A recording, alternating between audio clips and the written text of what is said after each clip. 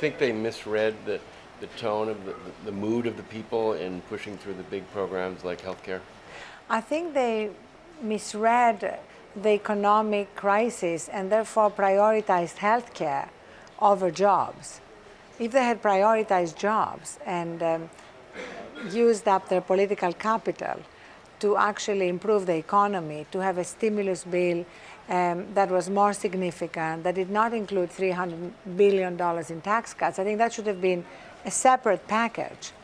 That way people also would have known clearly that there were $300 billion in middle-class tax cuts, instead of grouping that with a stimulus, which made the $300 billion number be part of the stimulus.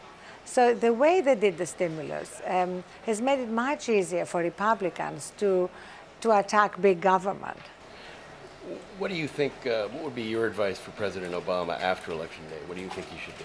Well, the first thing is to be ruthlessly realistic about what happened.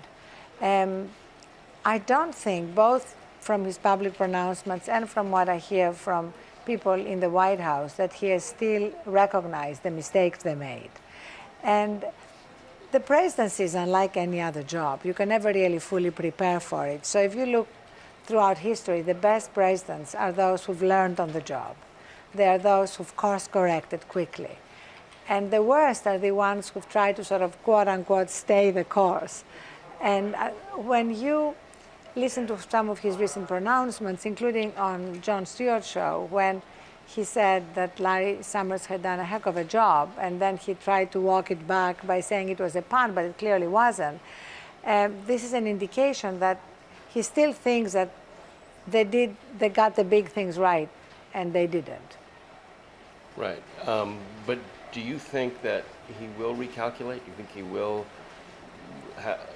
undergo some transformation and make some course corrections here? Well, he's a brilliant man. I think he just needs to surround himself with people who are more in touch with what's happening in the country. So who he replaces Larry Summers with is going to be key in terms of what he plans to do going forward. Again, when it comes to the big debate that we're going to have after the election, deficit versus jobs, I hope he's just going to decide that we can never really reduce the deficit if we don't start investing in the economy and if we don't really rebuild our economy. There's no amount of austerity measures that will get us to deal with the skyrocketing deficit without that.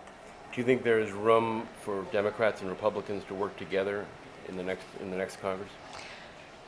No, ironically, I think that the one way they are most likely to be able to work together is in areas that don't involve appropriations.